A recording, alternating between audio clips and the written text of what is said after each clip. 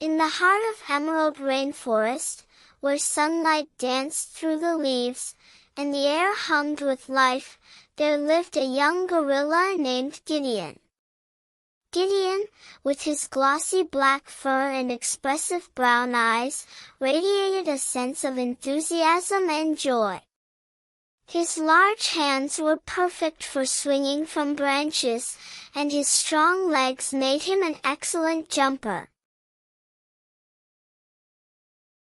Gideon loved exploring the vast jungle, but what he loved most was playing in his special area, a natural jungle gym formed by intertwining trees and vines.